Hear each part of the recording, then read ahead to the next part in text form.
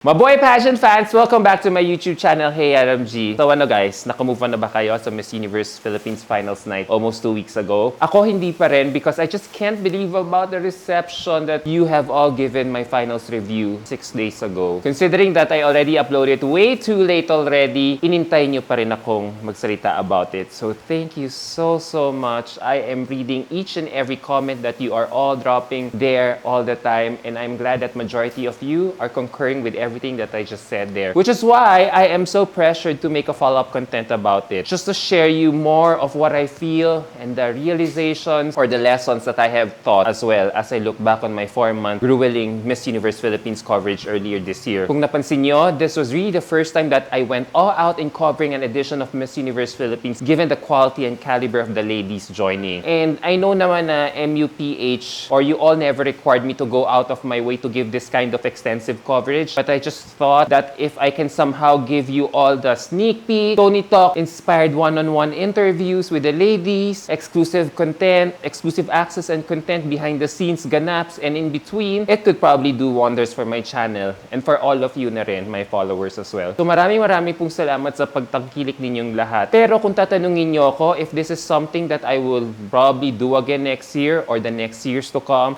right now as I speak to you guys, probably masyado lang ako napagod. I probably might not anymore and pull back for a change. Yup, I might pull back and take it easy starting next year. I don't know if that will work for majority of you here who are so used to seeing me chasing and hunting down the girls during coverages all the time, but it's something that I might probably give a try. Yeah, there are so many lessons I learned about myself and everyone during my coverage, and so here I am dishing out some of them. So first lesson or realization I'm thinking now. The Miss Universe Philippines organization is never afraid to take risks or go against the trend in crowning its winners. Yeah, that's what I'm feeling talaga. Yes, a lot of pageant fans weren't really expecting Chelsea Manalo to win the title this year, but she defied all odds and conquered it all. And as I've said in my previous vlog, Chelsea really shone in her gracefulness and simplicity, and that's why the judges fell in love with her during the coronation night. With Chelsea's underdog win, I can't help but bring back the time Rabia won the inaugural edition of this pageant. Both really bloomed when it mattered the most, the preliminary competition, and we singled Chelsea that time. We singled her out for it. Same story with Chelsea, who really shone during the preliminary competition in her Naomi Campbell aura as she worked her swim and evening gown. So given Miss Universe Philippines organization's 5 years of existence so far, it really has proven it is never afraid to go against the trend in crowning dark horses or spoilers for the crowd, as opposed to crowning ladies with heavy fan bases to further shore up its popularity. And this really needs to be said. This only goes to show na, it only further highlights that there is really no favoritism involved when it comes to choosing the winner. Everyone is really given the equal chance or an equal chance to win Miss Universe. So I can't help but admire how Miss Universe Philippines really tries to shake things up by the way they have been selecting its winners since the beginning. Kasi we have never seen someone like Chelsea, a Filipina of African descent, to win the highest beauty pageant title of our land in history. Because normally, when we crown our girls for Miss Universe, there seems to be a traditional look and qualities na super long hair, fair or morena skin, and a great set of communication skills. But as you try to look at the last 5 girls MUP has crowned for the title, you will notice that each girl is so different from each other. There is always something different with each girl crowned. Rabia, diba? Nung una si Rabia was the probinsyana lass with a story to tell. Then Bea and Michelle are proud bisexual. Celeste is your femme fatale woman. And now with Chelsea being the first Filipina African woman crowned ever for this title, so each lady has a unique backstory and has something different to show. Miss Universe Philippines organization really takes the girl who is very different. That's why these girls win. Gets nyo? Na may shock value na it always keeps pushing the envelope all the time. And I now get why Miss Universe Philippines is doing this. It's making perfect sense now. Now we have been a powerhouse country, and in order for us to move forward and on top in Miss Universe, we have to keep shaking things up or pushing the envelope, so to speak. Challenge the boundaries, break away from the stereotype, crown unconventional women, and this seems to be the silent mantra of MUPH. And this only goes to show that we are not stuck in one formula, unlike other countries na halos na stuck na sa Pia or Catriona mold natin. And if for anything, Chelsea is parang the new kid or the new girl to push Philippine pageantry towards a new vision or era. And I know some of us may still be cynical that crowning Chelsea might not work for us, but I feel it might push us further. Kasi aminin talaga natin nakaka-copy-paste ng mga neighboring countries natin yung galawan or formula natin sa pageants lately. So the best way to stay on top is to send girls like Chelsea to shake things up. Hence, it really makes us so exciting to watch as a country because the whole world doesn't know what to expect from Chelsea as early as now. Now, second lesson, fight for your principle. Fight for what you believe in. Fight for your narrative. This is really one lesson that is sticking out glaringly after watching the Miss Universe Philippines finals more than a week ago. I know we are still brokenhearted for the ladies who weren't able to win the top plum this year. So, medyo isa-isahin natin sila dito. First, we were all surprised that Stacey Gabriel declined to compete internationally after almost winning the title. In my opinion kasi guys, I wish Stacey Gabriel would have reversed her decision because competing internationally would have really given her the international experience and exposure that would allow her to grow her fan base, not just here in our country, but abroad. Iba kasi yung nako-contribute talaga sa isang candidate with exposure and experience that she got internationally. It definitely boosts her confidence level, and consequently, a lot of people will be willing to collaborate with her once she gets back home. So imagine if Stacey reaches a runner-up level in an international competition similar to Atisa's international placement before, she could definitely go head-to-head with Chantal Schmidt if, let's say, both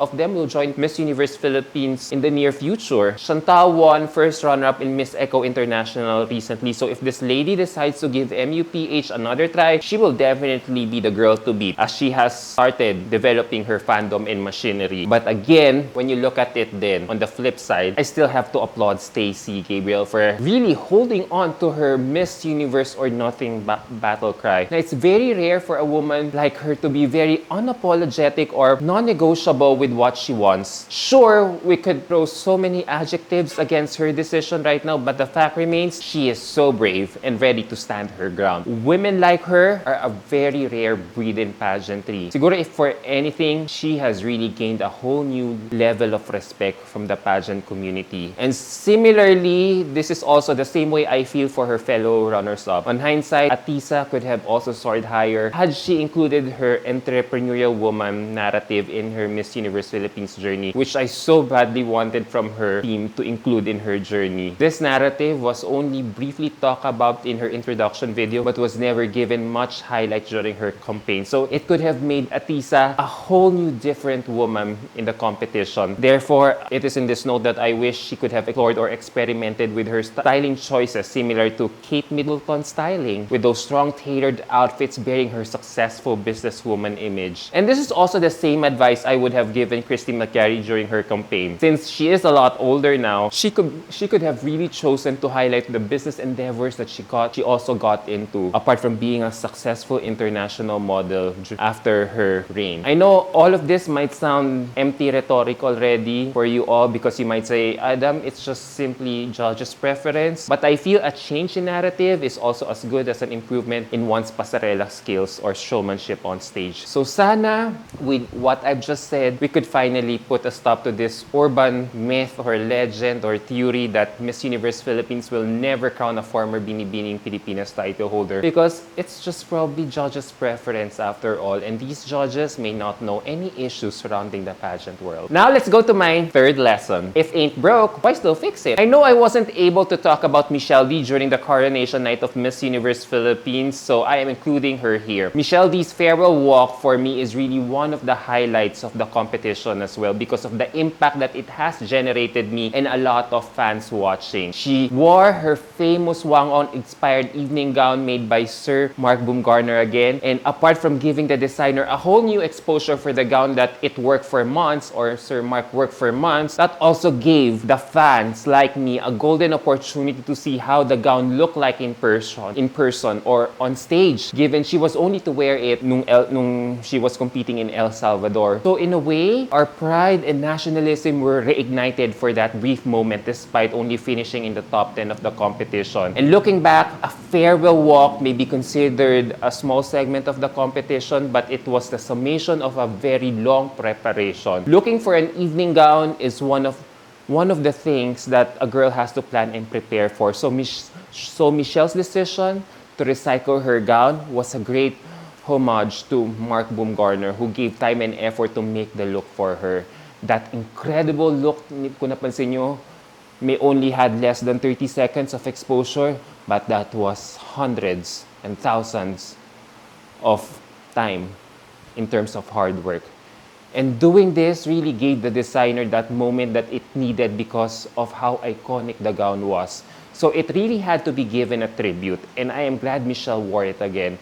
And also, if you think about it, it was very fashionably sustainable. Michelle repeated her wardrobe for her last important occasion as an ongoing queen. So, seeing Michelle wear that gown again hit all the right notes for the occasion. Now, let's go to my fourth lesson, which is, who says the know when to peak concept is already outdated? Kasi diba, given all our recent low placements and with an El Tecuyo award in Miss Universe recently, a lot of people are no longer subscribing to this know when to peak concept introduced by both Shamsi and Pia last decade. Aminin natin talaga, we only had Chelsea in the fringes of our leaderboard, so we really never saw her as a contender for the crown early this year. But Chelsea, to her credit, knew how to peak at the right place at the right time. For 4 months, we were all focused on the front runners or the candidates who had huge fan bases. So a candidate like Chelsea can only rely to herself to be noticed. And this is exactly what she did. Performed to the best of her ability all the time, and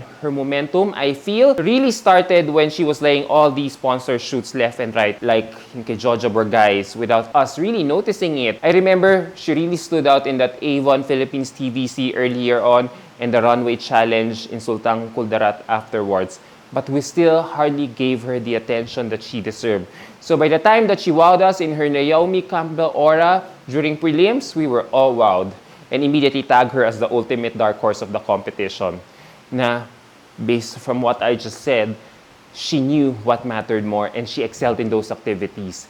She took full speed during preliminary competition by delivering a solid performance, and she had magic come finals night. So it was indeed a pleasant surprise. She came prepared, talaga. And on hindsight, even though she may not claim this popular concept that helped her chances in the competition, I couldn't help but think she really peaked at the right place at the right time.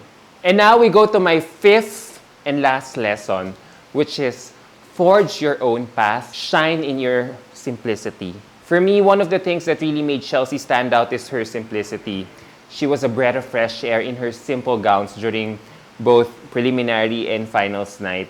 She seems like the person who does not follow trends, as she seems to be the type to forge her own path. She wore a flowy gown during the preliminary competition and a gown with a massive feather cape. Gowns which I feel are no longer uso or in vogue in pageantry. Kaya nakita nyo, di ba? Nag-shine talaga siya eh. Tapos she also didn't do extra movements on stage for her to be noticed. She just walked in simplicity and regality, di ba? Tapos if you check out her Q&As pa during the finals night, her answers weren't pageant patty as she really stood on her opinion.